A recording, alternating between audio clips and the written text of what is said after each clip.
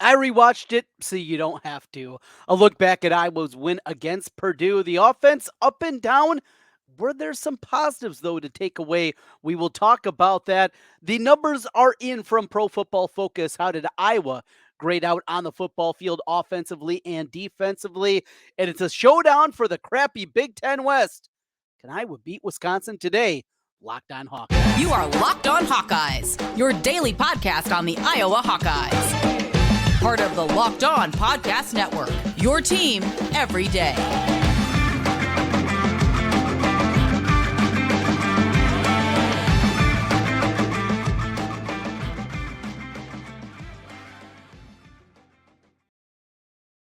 I'm Trent Condon, and this is the Locked On Hawkeyes podcast.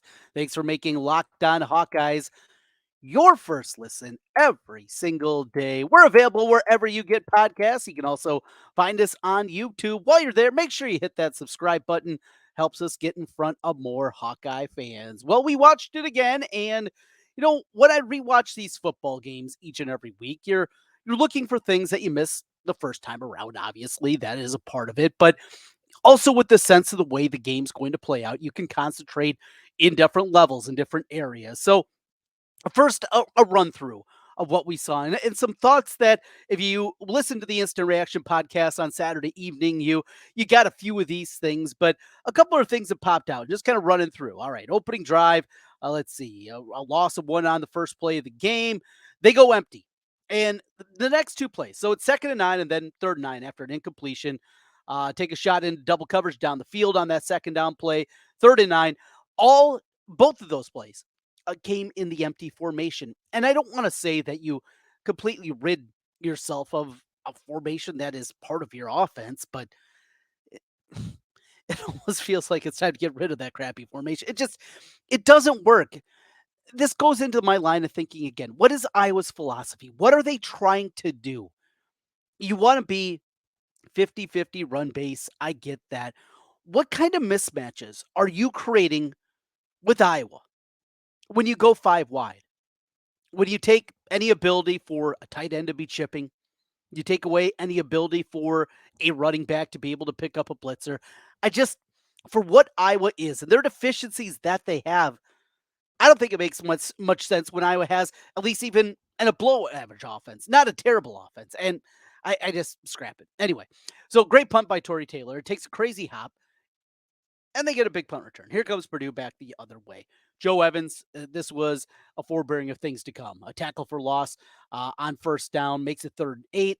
Nick Jackson gets off a block. He was really, I think, the improvement we've seen from Nick Jackson, a lot needs to be said about that. Playing a new position, what he has been able to do, really been impressed by his play.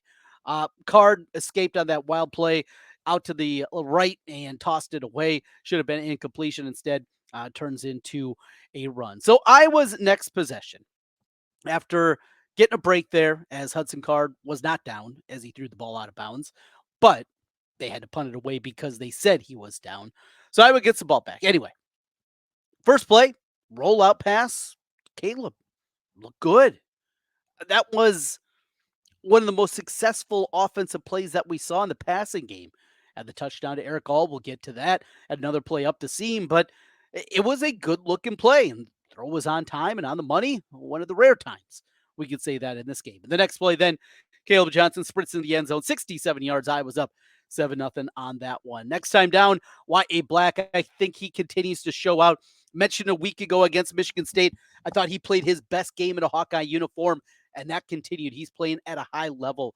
Love to see that, a guy that you could just tell with the coaching staff from Kelvin Bell, the defensive line coach, Phil Parker, they've been waiting for this because you see the ability. You see the guy that moves at that kind of size, has his strength, his versatility.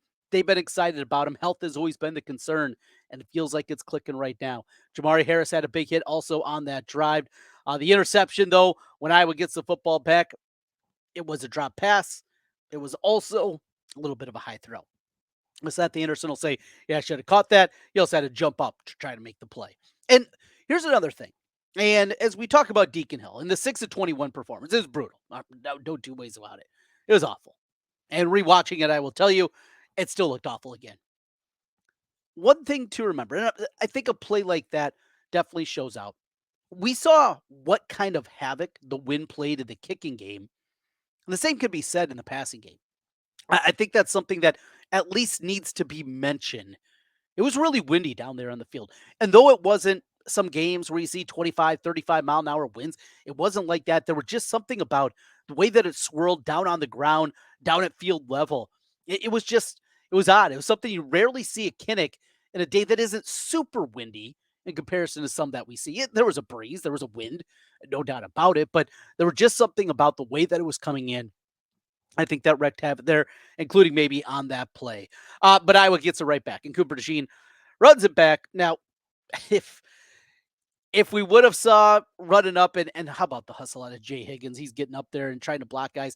I think he blocked the wrong guy, and Cooper would have got in. But hey, it sets your offense up on the doorstep, right? Chance to put this thing not in the bag in the first half, but boy, create a big difference the way that defense came to play. Instead, it's the Iowa offense. First and goal from the 5. Now, I could argue that Cooper DeJean was actually at the 3. And we're nitpicking here because we're talking about an awful Iowa offense, but okay. 9 out of the 5. There we go. First play. Plow forward into the line, get a couple yards. Fine. Second down. From the 3. Again, something that I've been trying to figure out for years. What is Iowa's offensive identity? What are you trying to do? Well, bullies of the Big Ten, physical football, yada, yada, yada. And you line up in shotgun. Okay. It drives me nuts more on 3rd and 4th and 1 teams that do that and play out of shotgun. Iowa doesn't do that, thank God. I mean, that's one less thing, I guess, for me to complain about, but shotgun, snaps high, Deacon can't corral it. It's a 15-yard loss. And then the 3rd down play where they run the draw play, that was a well-conceived play. Look, you're not going to make a touchdown there. You're just not. With what we were seeing at that point from Deacon Hill, that was the right play. That was the correct thing to do. And I knew the Boo Birds were out. They weren't as plentiful after that play as there were in some other moments of the game. I was fine with that. Take the field goal, get your 3, and they did just that to take a 10-0 lead, you thought. They did on that one. Okay, sorry about that. All right, let's see. Oh, the pass interference. Yeah. Pass interference. This is a little bit earlier from Cooper DeJean. Sorry, my notes a little bit out of order. This was before the field goal no good from Purdue. Cooper DeJean, that was a bad call. He was called for pass interference. That was not pass interference. All right. Going through that. Let's see. More missed passes, run for 4. Had Kaleb Johnson open on another drive. That didn't work out. Mentioned a high snap after the Cooper INT. And away we go. Another 3 and out the next time Iowa gets the ball. First down, missed a wide open receiver.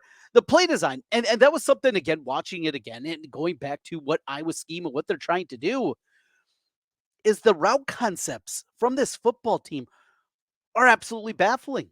I mean, how many times do you have guys that are running in the same area? And this was one of them there. You're trying to get the ball out to the running back coming out of the backfield, and then right behind him, like 4 yards, is a tight end also coming out that way. You're bringing defenders over with it. It is so ill-conceived. It feels like they don't know what they're doing, and that's silly. They know what they're doing. These are college football coaches. These are guys that absolutely have the background to be able to, you would think, scheme something better than what they're doing. Yep.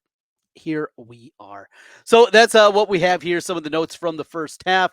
Let's see. Oh, here's that led to the blocked field goal. Kaleb, huge run to midfield. LaShawn went for 13. You run it again. LaShawn again for 4. Route left. That was that poor play design that I was talking about. Another one of those hideous ones. And then rolling to the left in general. I mean, it's so difficult, even for very talented quarterbacks, to be able to do that. Now, the thing about Deacon Hill, and because of the strong arm that he has, he's probably a little bit better equipped, but that is something that you have to drill so much as a quarterback is when you're rolling to the left, getting your hips turned, getting those shoulders turned, making that throw completely. So many throws normally sail when you're doing that. Pressure's coming on you. You got to get your body reset, reorganized. A lot of times there's going to be pressure coming into your face then as you reset and as you're facing and trying to make that throw. It's difficult. It's really difficult to do there. And on top of it, it looked like the route tree was broken, but that's been the case for 7 years. Then the block field goal after a completion to all for three. Then we go down towards the end of the half. Oh, how about that? So the broken play, it happens. Xavier Wampa missed a tackle. Could have been help on the backside. There wasn't. It was a goofy play. Things like that happen. It's a broken play. I'm not going to freak out about the defense giving up the score on that one. But the kickoff out of bounds. So this Purdue kicker kicks it out of bounds, and what? Oh no, it's all good. The wind blew it off the tee. No, it didn't. Guy's lying. Guess we allow liars in the Big Ten these days. Halftime. We come back with the second half. Grades from Pro Football Focus, including a grade that I was absolutely bewildered by. Deacon Hill goes 6 of 21. His grade from Pro Football Focus, it will surprise you. We'll do that as we continue. This is the Locked On Hawkeyes podcast. Today's episode of Locked On Hawkeyes is brought to you by Athletic Brewing. Now, it's the time for the game changer of the week. It's brought to you each and every week by Athletic Brewing Company, much like our game changer of the week, and that is Kaleb Johnson. What a performance out of him. Not just the touchdown run to give Iowa the lead, a couple of big runs in there, involved in the passing game. He being back is a game changer for this offense. Well, Athletic Brewing has completely changed the non-alcoholic beer game. They make non-alcoholic beers that actually taste good. Yeah, how about that? Athletic Brewing Company has completely changed the non-alcoholic beer game. Great tasting and award winning, beating out full strength beers in global competitions. Fit for all times. So you can drink them anytime, anywhere, make any activity even more enjoyable. Watching the Big Ten or your kid big game or your kid's game, tackling a workout, whatever it may be. And how about this? No hangovers ever. You can find Athletic in store, online, and at bars all around the country. They're the fastest growing non-alcoholic brewery in the United States. So time for you to get on board.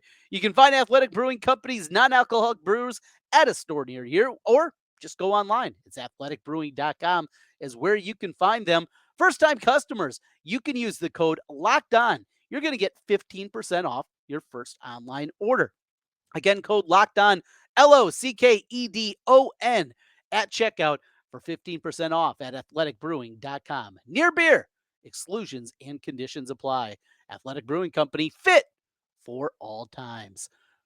Trent Condon back with you again on the Locked On Hawkeyes podcast, a rewatch of the 22-14 win over Purdue. We move on to the second half after Purdue tries to cheat at the end of the first half. We'll get away with cheating, I guess, at the end of the first half. And what else do we have here? Not a ton more outside of the things that we talked about. The run game got going. I thought this was a time where getting the ball up the seam to Erick All, that was a great play. The run game gets going. They're looking better. The second half was a whole lot better for Deacon Hill. It really was. So they get down there. They make the couple of throws to All. Of course, he had 5 of the 6 catches in the football game. And we already talked about the other one to the running back. So anyway, they get down there, and they get down to the 8-yard line. And then they try to do the throwback play to the tackle. Mason Richmond was incredibly debilitated throughout this game. Him and Connor Colby, if I had been able to develop any kind of depth in that offensive line over the last couple of years, those guys wouldn't have been out there. But alas, here we are. So you have 2 guys that can't move, including one guy that as of Friday, Mason Richmond, Kirk Ferentz didn't think was going to play in the football game. And what do? You set up a throwback play to your tight end in a game where your wide receiver still was without a catch and finished without a catch. Now, maybe it was just something hokey, and maybe very well could be, I don't know, maybe they're just trolling us at this point. I don't know, because the play call, it was set up. But if Mason Richmond catches that football, if he catches the football there, what is the likelihood that he turns it upfield, gets into the end zone, doesn't fumble, doesn't get touched, and is able to get there because of his physical ailments? So many times, Brian Ferentz just gets too cute. And things are working. At this point, it was going up and just getting the ball to all. The run game was going at this point. This was not like we talked about the first couple of weeks when they couldn't even get the run game going. And it's just trying to outsmart yourself, trying to be too cute. Don't be too cute. You don't have to show us how smart you are because, frankly, we don't think you're very smart as an offensive coordinator. Knock it off with that crap. If you're going to do a trick play, do a real trick play, not this garbage. It didn't work. It was knocked down, and probably thank goodness because Mason Richmond maybe would have had his leg ripped off. Good God. Just absolutely baffling. So we got that. I mentioned this also on the Instant Reaction podcast. I don't know why it bothers me so much. Well, I know why it bothers me so much. It bothers me so much because Iowa could have lost the football game because of Kirk Ferentz and his inability to do very simple football math. 14 minutes to go. Iowa scores the touchdown. They go up 19-7. They kick the extra point. 2 touchdowns beats you. 2 touchdowns with short extra points. We're not talking about the NFL where the extra points are moved back. We're talking about a 20-yard extra point. 2 touchdowns beats you. And Purdue got the football back with a chance to beat Iowa, all for what? I don't know what the justification could possibly be. Oh, we thought we were going to score again. Knock it off with that crap. That's not what you're playing here. You play to win the game, right? You're playing to win. And for not going for 2 there, that is just short-sighted. That's not having your head in the game. Kirk, you're whistling at officials and you're going crazy. And poor Drew Stevens, as he had that second field goal that was missed and it wasn't even close. Well, when your coach is hooting and hollering on the sidelines and freaking out about a 5-yard delay penalty, have your field goal unit out there. Let's go. Get your head screwed on straight. And then to not go for 2, that's bad coaching. That is bad coaching, and that could have cost Iowa the football game for not being in the game. Was it a senior moment? Let's hope not. That was bad. The difference between 12 and 13-point lead in the fourth quarter of a football game in a low-scoring game is so negligible. It's fractions of a percent. What could you possibly be thinking there? Maybe nothing. I don't know. I don't know if there's justification. I didn't see anything in the transcript or what I heard after the football game about that. I think that's coaching malpractice. That could have lost Iowa the football game for no reason. For no reason at all. There is nothing justifiable for that. And it drives me nuts. It absolutely drives me crazy. That's a rewatch. Let's get into the numbers. Pro Football Focus, those numbers coming your way, offensive and defensively. Whew, it is. There are some questionable ones in there. Well, let's get into it, and let's start with the defense. So the defense, no surprise, we see some good numbers from the defense. Deontay Craig, rated as the best defensive lineman, a 75.5. Great to see him step up. Had the sack early this season. He was back out there playing at a high level. We mentioned Y.A. Black. He continues to ascend. Joe Evans, in fact, I thought Joe Evans was going to be maybe even a little bit higher. 4 tackles for loss in the game. He grades out at a 73.1. Right behind him is Aaron Graves, maybe his best game in a Hawkeye uniform. Had the sack. Hudson Card kind of ran back into him on that play. Nearly had another. He was huffing and puffing and chasing him down a couple of times. Aaron Graves, another guy. You're hoping that development continues. And with the potential return of Noah Shannon, not having to play as many snaps, that's a pretty good thing there. Logan Lee is 65.9. I mean, he had a monster game. 10 tackles, couple of sacks, and a 65.9. That one was a little bit surprising. Then Llewellyn and Herkhead, 63 and a 62 respectively for both those guys. Where's Brian Allen? This defense is out on the field a ton. And on a day where they play their best performance, and certainly the best performance of the defensive line this season, it's kind of silly to say, where is the next guy in line? And what are we talking about here? The 8th guy down in the order. But Brian Allen showed out so well back in spring football. Same thing in the August camp. He was the star, certainly defensively, of that one-day camp. And we just haven't seen a ton of them. We've seen him late in a couple of football games. I'm surprised. I think he can help out. And if I was going to continually still be playing 75, 80, 90 snaps a game, yeah, you're going to be wanting to work on that depth a little bit more. Not having those guys out there play that many snaps, we know how debilitating that can be. At linebacker, no surprise, it was Jay Higgins again, the top-rated linebacker. Nick Jackson, a 55.8. I was a little bit surprised by that. I thought that would be a tick higher than what it was. I think he continues to ascend. And then Kyler Fisher with a 48.3. Defensive backfield, Sebastian Castro grades out as the top defensive back at a 70.4. Castro was fine. I didn't think he was great. I was a little bit surprised by that number. Xavier Wampa was next with the 70.3. I do not agree with that number. Cooper DeJean with the 70. I don't agree with that number. Cooper DeJean, I thought, was the best defensive back. And he mentioned the pass interference call. And maybe it's just because I believe it shouldn't have been pass interference, that his grade probably would have been better without that. He was taking on a really talented freshman. And that young kid, he's got a future and a star. And hopefully by the time that Iowa sees them again in 2026, he's not around, because that dude is a really good football player, and he's going to make some guys hit. Quinn Schulte, then a big step back, as a 61.6 for him. Jamari Harris, a 61.1. There was one play where Kirk was screaming at him, and Phil Parker and another defensive coach was over on the sideline just screaming at Harris for not getting back and getting up, I guess, quicker. It was just a little quick out route or stop route out on the outside. They were not pleased with him, but I thought Harris played a little bit better than that. So at least me and Pro Football Focus defensively don't look at things the same way. Certainly don't look the same way offensively, including the quarterback position. Stay right there. Deacon Hill, what he graded from Pro Football Focus, this is one of the most baffling things that I have seen from these numbers. We'll do that as we continue. Plus, do the Hawkeyes have any chance of beating Wisconsin? We do that as we roll through on Locked On Hawkeyes. Today's episode is brought to you by eBay Motors.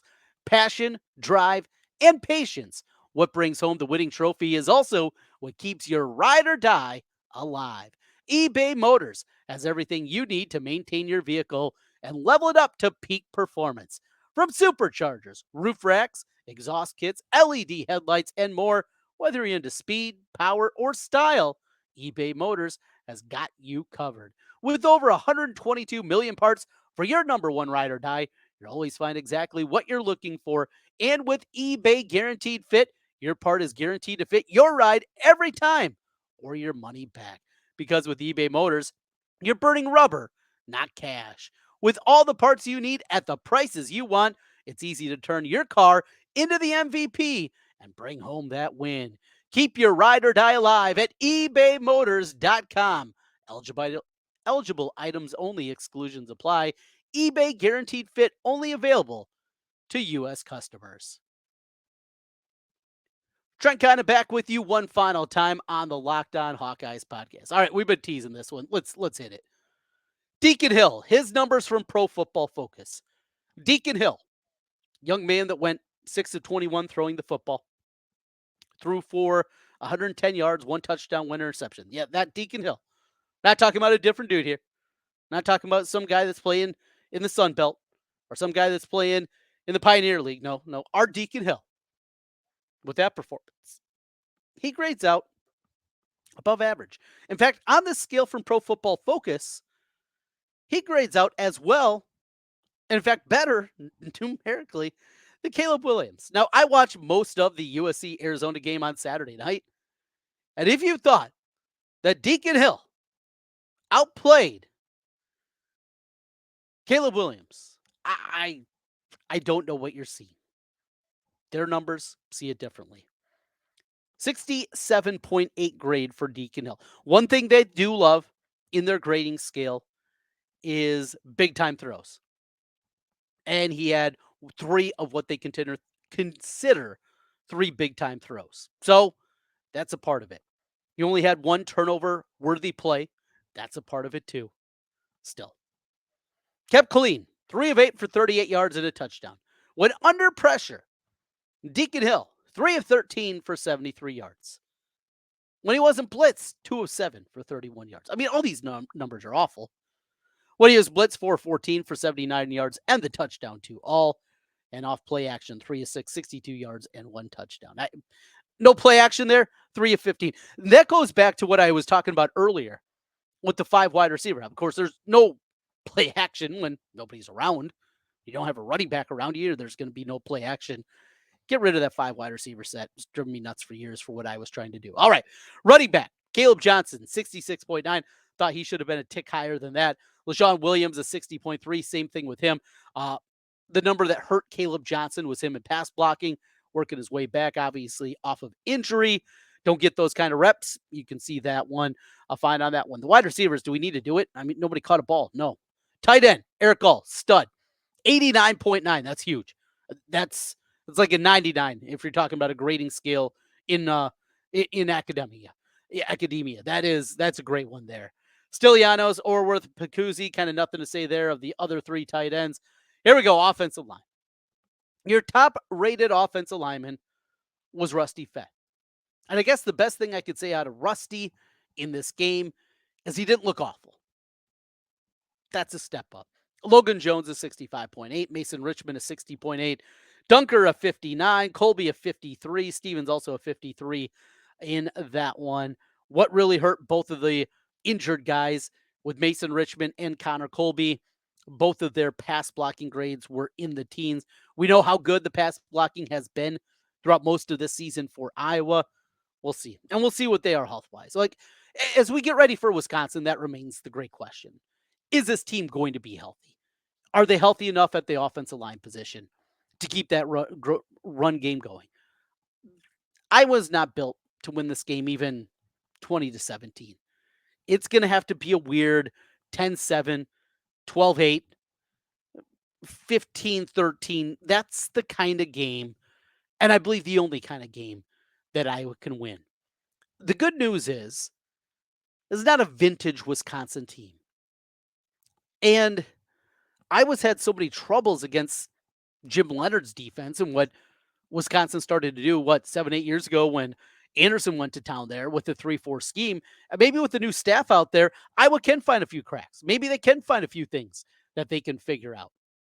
Let's hope. We'll break the game down a little bit deeper. We will have a Locked On crossover edition with Locked On Wisconsin coming up this week, breaking things down and getting you a little more insight into that Wisconsin program. We will do that. Jason's going to be here. And, of course, former Hawkeye running back LaShawn Daniels, as he is each and every week during football season. We got a busy one coming up for you this week. It is, for all intents and purposes, the Big Ten West title game coming up on Saturday against Wisconsin. Not overly optimistic, but hey, maybe throughout the week, we can talk ourselves into it. Still also owe you a mailbag edition. Make sure to continue commenting over on YouTube with your thoughts, comments, and questions over there. You can also hit me up on Twitter at Trent Condon. That is Trent Condon with an N, Condon, regardless of what the smartasses on some message boards like to say. Condon is where you can find me at Trent Condon, or just on Locked On Iowa is where you can find us as well over on Twitter X. We'll be back with you tomorrow with more Hawkeye talk. It is Press Conference Tuesday. That is coming your way on tomorrow's episode. Thanks for making Locked On Hawkeyes your first listen every day. We'll talk to you again tomorrow. Go Hawks.